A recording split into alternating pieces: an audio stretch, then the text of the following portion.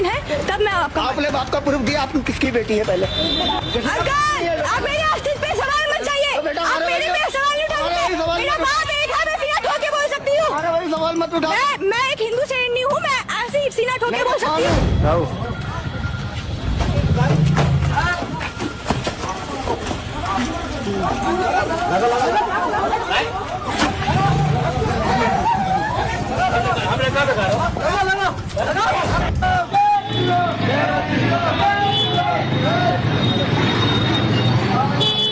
Board लगवाया इसका loan नहीं बोर्ड के पैसे नहीं दिए थे तुमने? बोर्ड के पैसे नहीं दिए थे क्या?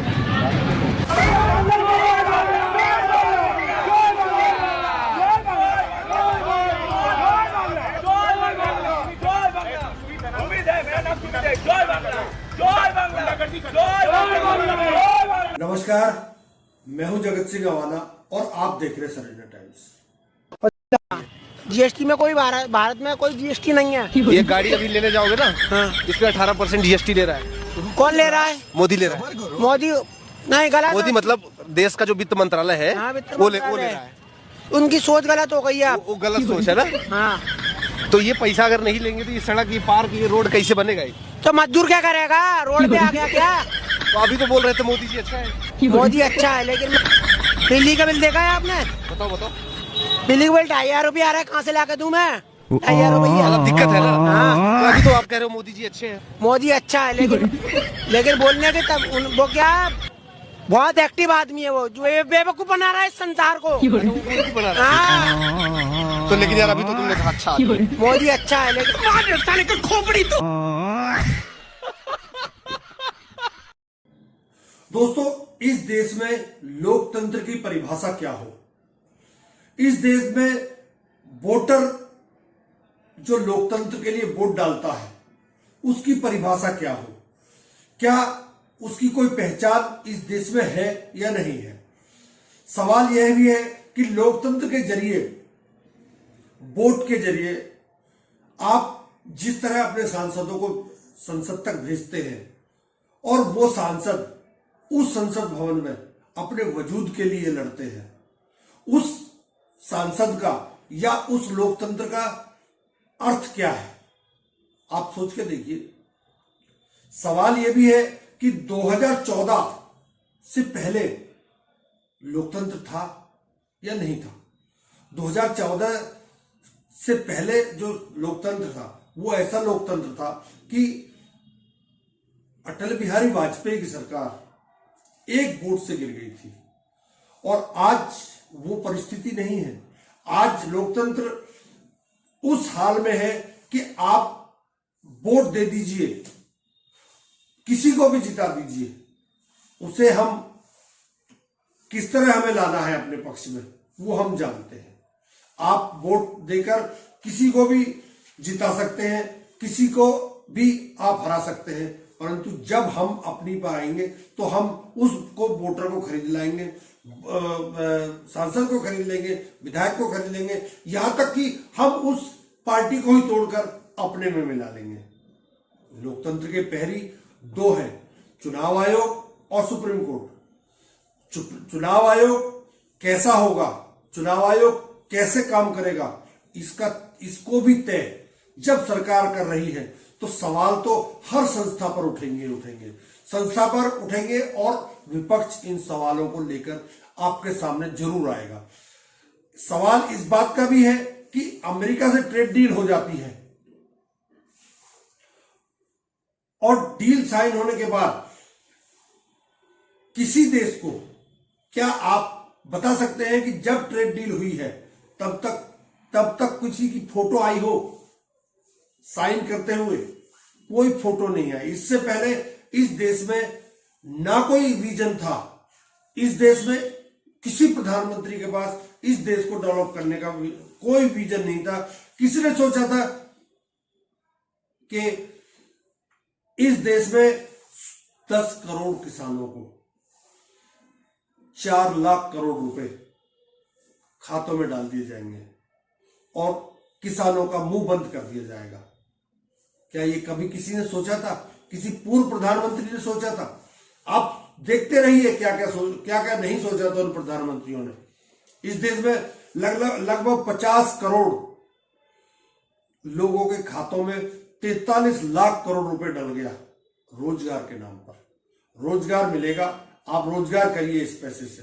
वो पैसा कहां गया किसी के पास कोई हिसाब नहीं है, परंतु आप रोजगार का जो सवाल था उसे तो इस 43 लाख करोड़ में दबा दिया। यानी अब कोई सवाल रोजगार पर नहीं उठेगा। ये क्या किसी ने पहले कभी सोचा था? किसी प्रधानमंत्री ने, पूर्व प्रधानमंत्री ने नहीं सोचा होगा। इस देश में डूबते हुए बैंक और बैंकों से कर्ज लेकर भागने वाले सैकड़ों की संख्या में लोग और बैंकों में हाहाकार। सरकार ने कहा क्या करोगे आप जानकर कि कौन पैसे लेकर भाग गया।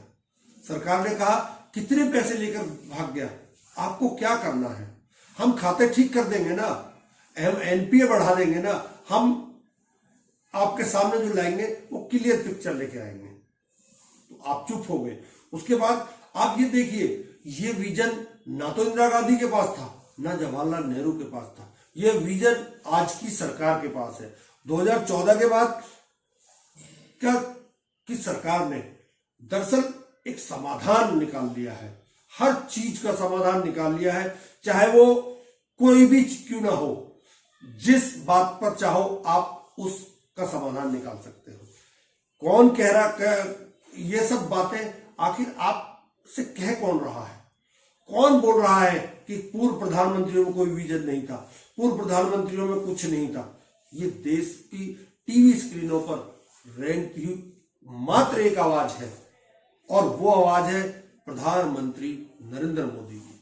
वो बोल रहे हैं कि पहले का भाषण आप उठाकर देख लीजिए, किसी प्रधानमंत्री के पास इस तरह का कोई विजन था ही नहीं।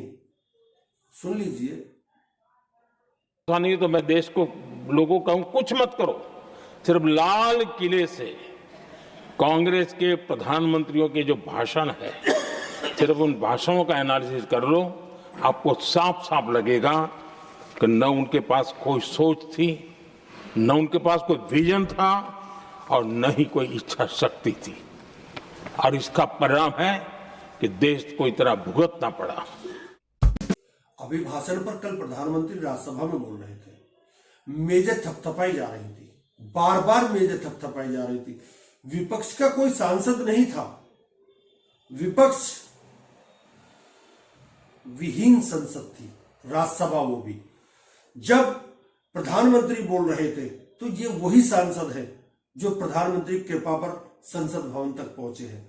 तो उनको तो आप खुद सोच सकते हैं, वो मेज क्या, वो तो टेबलों पर कुछ भी बजा सकते हैं।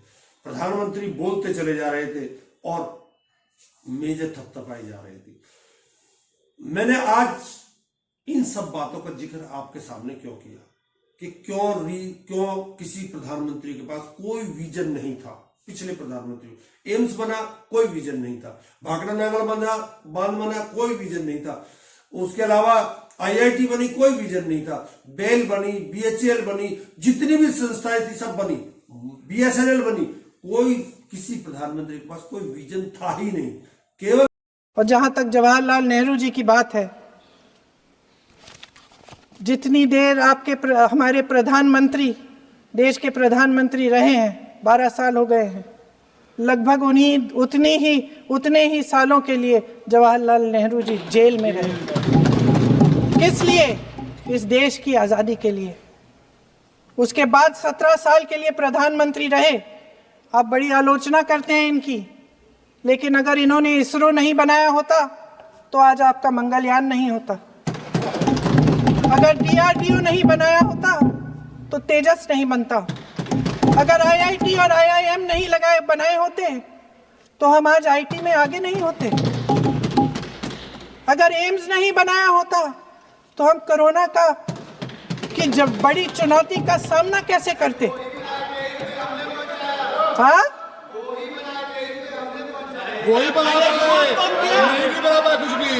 इसका मतलब है इस मुद्दे का जवाब नहीं है आपके पास। अगर इन्होंने BHEL, गेल, सेल, भाखड़ा नंगल ये सब नहीं बनाया होता जो आप सब बेच रहे हैं, तो ये विकसित भारत कैसे बनता? केवल विजन अब इस देश में नरेंद्र मोदी जी के पास है। मैंने इन बातों का सबका जिक्र आपके सामने इसलिए किया क्योंकि आप प्रधानमंत्री का कि ये शब्द सुनिए। एक डेवलपिंग कंट्री के साथ डील करता है ना, वो अपने आप में भी अर्थ जगत के लिए एक बहुत बड़ा चुनौती है। और मेरे लिए नई बात नहीं है। जब मुझे गुजरात में सेवा करने का अवसर मिला था तो मैं एक वाइब्रेंट गुजरात समिट करता था और मेरे लिए गर्व की बात थी कि एक स्टेट, हिंदुस्तान का एक स्टेट, मेरी इस वाइब्रेंट समिट के partner country, develop country Japan हुआ करता था। एक राज्य ने सामर्थ्य दिखाया था, आज मेरा देश है सामर्थ्य दिखा रहा है। हकीकत क्या है? 2013-14 में एनपीए भारत का 2 लाख या कहें 2,34,000 करोड़ था। 2 लाख 2013 में, और जब सरकार आ रही थी 2014 में मई के महीने में, उस वक्त एनपीए 2,34,000 करोड़ था। ये बढ़ते बढ़ते बढ़ते बढ़ते धीरे धीरे धीरे 10 लाख, 11 लाख करोड़, 12 लाख करोड़, 15 लाख करोड़, 18 लाख करोड़ पार करता जा रहा था। इस देश के जो पैसे वाले लोग थे वो पैसा उठाकर देश छोड़कर भागते जा रहे थे। सरकार ने आंखें बंद कर ली और कहा अच्छा उन्हें भागना है तो भागने देते हैं, हम रिटर्न ऑफ कर देते हैं। सरकार ने बैंक में पैसा डालना शुरू किया। 2 लाख हर बरस, 2.5 लाख, उसके बाद एक बरस तो 2,75,000 करोड़ तक दे दिए और होते होते लगभग इस देश के भीतर जो माफी दे दी गई वो संख्या 18 लाख करोड़ के पार चली गई। एनपीए नीचे आ गया, बैंक वसूली कर नहीं पा रहे थे, जो वसूली हो रही थी उसका परसेंटेज इतना लो था कि उसको बताने में भी कोई शर्मा जाए। जी, वो 10% भी नहीं थी, वो 9% भी नहीं थी, वो 8% भी नहीं थी, वो 6% भी नहीं थी, वो 5-5.5% के लगभग मैक्सिमम आ पाई। इन सब के बीच बैंकों में सुधार हो गया। इस देश के भीतर किसानों की स्थिति क्या है, लागत और उनका खर्चा जो है उसके मार्फत मुनाफा कितना है, वो इस दौर में कम हो गया। लेकिन किसान सम्मान निधि में 4 लाख करोड़ रुपए बांटे गए और यह किसी ने सोचा ही नहीं। जय जवान जय किसान का नारा देने वाले लाल बहादुर शास्त्री ने भी नहीं सोचा। अनाज एक दौर में भारत के भीतर जब कम होता था और उस दौर में जो इस देश में हरित क्रांति हुई, उन्होंने भी नहीं सोचा। किसी ने नहीं सोचा कि यह देश भूखा है तो 5 किलो अनाज बांट दो। किसी ने सोचा क्यों नहीं?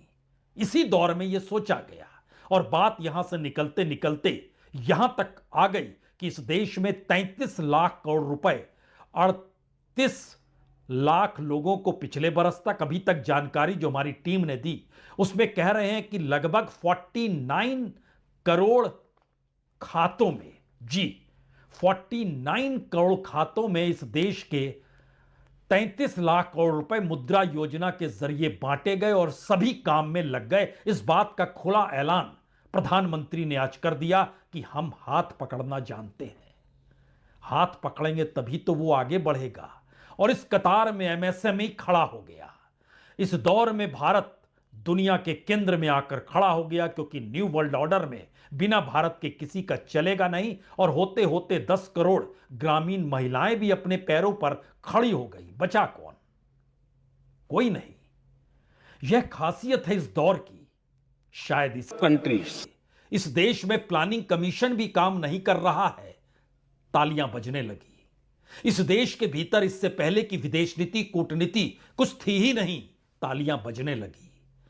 इस देश की तरफ कभी किसी विकसित देश ने भारत जैसे गरीब या विकासशील देश की तरफ कोई डील करने के लिए कदम बढ़ाया ही नहीं, तालियां बजने लगी। भारत को लेकर इस दौर में दुनिया का विचार एक नए पावरफुल कंट्री के तौर पर है, तालियां बज रही हैं। भारत की अपनी इकोनॉमी पहली बार दुनिया में उस जगह पर पहुंच चुकी है जहां पूरी दुनिया को भारत की इकोनॉमी के साथ खड़े होना होगा, तालियां बजने लगी। इस दौर में नीति आयोग है, इस दौर में सीबीआई है, ईडी है, इलेक्शन कमीशन है, इस देश के भीतर तमाम प्रीमियर एजेंसीज है, कॉन्स्टिट्यूशनल एजेंसीज है। इससे पहले कोई नहीं था। इसे सुनकर आप चौंकिए मत। ये 2014 से पहले की बात नहीं है, ये 2014 के बाद की बात है। 2014 से पहले इस देश में क्या होता था कुछ मतलब नहीं है। 2014 के बाद इस देश में पूंजीवाद आ गया। 2014 के बाद इस देश में कॉर्पोरेट राज आ गया। 2014 के बाद इस देश में एक नेक्सस काम कर रहा है और वो नेक्सस आपको खुले तौर पर बताता है कि आपको करना क्या है। अब आप के वोट की आवश्यकता सरकार को नहीं है। सरकार जिसे आप चुनेंगे उसे अपने पाले में मिला लेगी। इसलिए आप वोटर हैं, आप खुश रहिए। आपको राशन मिलता है 5 किलो फ्री में, उसे खाकर खुश रहिए। आपको बैंक से लोन मिलता है, लोन की किताबें आपकी पूरी कर दी जाएंगी, आप उसे खाते रहिए, चुप रहिए। उसके अलावा सुप्रीम कोर्ट और चुनाव आयोग जिस तरह अपने तरीके से इस देश को चलाने का प्रयास सरकार कर रही है, तो सरकार चाहती है कि कोई भी आवाज उनके खिलाफ किसी भी प्रकार से ना सुप्रीम कोर्ट से आए ना चुनाव आयोग से आए। ऐसा इंतजाम इससे पहले कभी नहीं था। किसी प्रधानमंत्री के पास ये विजन नहीं था कि आपके सामने कोई संस्था, आपके सामने कोई व्यक्ति, आपके सामने कोई पत्रकार बोल ही नहीं पाए। इससे पहले ये व्यवस्था इस देश में नहीं थी। किसी प्रधानमंत्री के पास देश को लेकर कोई मैप ही नहीं था। किसी प्रधानमंत्री के पास देश को कैसे आगे बढ़ाना है इसका कोई मैप ही नहीं था। लोकसभा में प्रधानमंत्री नहीं बोल पाए। क्यों नहीं बोल पाए? क्योंकि वहां उनकी जान को खतरा था। ओम बिरला ने कल कहा कि मैंने प्रधानमंत्री जी से रिक्वेस्ट किया कि आपके ऊपर यहां हमला हो सकता है और कांग्रेस के सांसद आपके ऊपर हमला कर सकते हैं। ऐसे में आपको लोकसभा में नहीं आना चाहिए। जो हाईटेक सिक्योरिटी, बाउंसर और चारों तरफ कैमरों की निगरानी में जो संसद भवन चलता हो, उसमें प्रधानमंत्री की जान को खतरा है। आप खुद महसूस करिए, जिस देश का प्रधानमंत्री लोकसभा जैसी जगह पर अगर सुरक्षित नहीं है तो एक आम आदमी कहां सुरक्षित है। ओम बिरला क्या बोल रहे हैं, एक बार उनकी बात भी आप सुन लीजिए। और अर्थ पर 2014 के बाद जो प्रधानमंत्री ने अभी बोला कि आप उससे पहले कोई विजन नहीं था, कोई लोन नहीं वो नहीं था, किस तरह बैंकों को चूना लगाया जाता था, हमने बैंकों का किस तरह से वो कर दिया है, हम बैंकों को बढ़ावा दे रहे हैं, उसका भी आप एक विश्लेषण सुन लीजिए। कांग्रेस पार्टी के कई सदस्य माननीय प्रधानमंत्री जी के आसन पर पहुंचकर कोई भी अप्रत्याशित घटना कर सकते थे। ये दृश्य मैंने सदन में देखा भी सही। अगर ये घटना हो जाती तो ये अत्यंत अप्रिय दृश्य देश के लोकतांत्रिक परंपराओं को तार तार कर देता। इसको टालने के लिए मैंने माननीय प्रधानमंत्री से आग्रह किया कि उन्होंने सदन में नहीं आना चाहिए और सदन के सभापति होने के नाते मेरी जिम्मेदारी बनती थी कि सदन की उच्च परंपराओं, गरिमाओं को अक्षुण्ण बनाए रखें। सदन के नेता सदन में न बोले, ये सभा के लिए किसी प्रकार के लिए उचित नहीं है। सदन के नेता ने उपस्थित न रहकर मेरे आग्रह को मानकर सदन को अप्रिय दृश्य से बचाया। कल खतरा था, एक दिन पहले खतरा था, दूसरे दिन वो खतरा खत्म हो गया। वो लोकसभा में खतरा था, राज्यसभा में आकर खत्म हो गया। बड़ी गजब की स्थिति है इस देश में, और वो खतरा भी महिला सांसदों से। आप खुद महसूस कर सकते हैं इस बात को। सुप्रिया सेनेत क्या बोल रही है, इनकी बात भी आप सुन लीजिए। पुती छवि बनाई गई, 56 इंच की छाती का खूब ढिंडोरा पीटा गया, स्ट्रॉन्ग मैन का स्वांग रचा गया, गुब्बारे में भर भर के गैस भरी गई और 3 महिला सांसदों ने गुब्बारे की सारी हवा निकाल दी। फुस हो गए आप मोदी जी। अरे आप तो वॉर रुकवाते थे, चीन को लाल आंख दिखाने वाले थे, शी जिनपिंग से लेकर पुतिन, ट्रंप सब आपके सामने नतमस्तक रहते थे और आप 3 महिला सांसदों से डर गए। इस बेवकूफी की चलाई स्टोरी से आपने अपना मजाक बना लिया है मोदी जी। देश का बच्चा बच्चा अब यह जान चुका है कि जब देश पर मुश्किल की घड़ी आई और निर्णय लेने का वक्त था, तब आप दुम दबाकर चुपचाप जो उचित समझो वो करो का बीड़ा दूसरे पर छोड़कर खुद जिम्मेदारी से भाग गए थे। संसद आइए, सवालों का जवाब दीजिए, अपने डर का सामना कीजिए। ऑपोजिशन की सांसद अगर आपके लोग बकवास करेंगे तो बिल्कुल प्रदर्शन करेंगी। हर व्यक्ति से आपको जान का ही खतरा हो जाता है, हर व्यक्ति से आपको की सुरक्षा में ही सेंध लगने लगती है। ये कौन सी बेवकूफी की स्टोरीज है। अगला सवाल, अमेरिका से डील हुई, डील की फोटो कहीं नहीं आई, डील का कोई एग्रीमेंट नहीं आया, इसकी जानकारी अमेरिका में रहते हुए, अमेरिका में इस समय विदेश मंत्री है एस जयशंकर, उन्हें पता नहीं है। वो कह रहे हैं ये तो प्रधानमंत्री और ट्रंप की बात है, मुझे इस डील का कोई लेना देना नहीं है। यानी विदेश मंत्री केवल घूमने के लिए जाते हैं, केवल वहां बेकार का टाइम वेस्ट करने के लिए जाते हैं। ये लेजर मंत्री हैं, वैसे भी इनकी आंखों में लेजर है। आप ये देखिए कि विदेश मंत्री कह रहा है कि मुझे पता नहीं है कि क्या डील हुई है, वही विदेश मंत्रालय का सचिव कह रहा है कि हमारी बात हो गई है और हम ट्रेड डील पर साइन कर चुके हैं, उसके अलावा हम रसिया से तेल भी खरीदते रहेंगे। दोनों में अंतर देख लीजिए, ऐसे चलती है सरकार। With me, because that's being handled by Commerce and Industries Minister Piyush Goyal. What we have is, the Prime Minister and the President had their conversation. There were some announcements which came out of it. So thereafter, I think there's a detailing of the trade negotiations, which is sort of underway as we speak. So that's really where things are. It's hard for me to say because I think the Commerce Minister would know that better because he is the person who's actually engaging USTR, Jimson Green on this. ऊर्जा आपूर्ति के संबंध में भारत ने कई मौकों पर सार्वजनिक रूप से कहा है कि 140 करोड़ भारतीयों का हित, उनकी ऊर्जा सुरक्षा सुनिश्चित करना हमारी सरकार की सर्वोच्च प्राथमिकता है। इस लक्ष्य को प्राप्त करने के लिए बाजार स्थितियों और बदलते अंतर्राष्ट्रीय घटनाक्रमों के अनुरूप अपनी ऊर्जा स्रोतों में विविधता लाना हमारी रणनीति का मूल आधार है। भारत के सभी कदम इस बात को ध्यान में रखकर उठाए गए हैं और भविष्य में भी उठाए जाएंगे। अब आप खुद महसूस करिए, जो पिछले दिनों या पिछले 1947 से जो पीएसयू इस देश में बने, उन पीएसयू का इस समय क्या हाल है। आधे से ज्यादा बिक चुके हैं, आधे से ज्यादा प्राइवेट हाथों में दिए जा चुके हैं, चाहे वो लीज पर दिए गए हो, चाहे वो बेच दिए गए हो। आपको राशन देकर चुप करा दिया जाता है, किसानों को 6,000 रुपए साल के देकर खुश कर दिया जाता है, बच्चों को वजीफा के नाम पर चुप कर दिया जाता है, चुनाव में वोट पड़ता है तो 10,000 रुपए देकर आपको चुप कर दिया जाता है।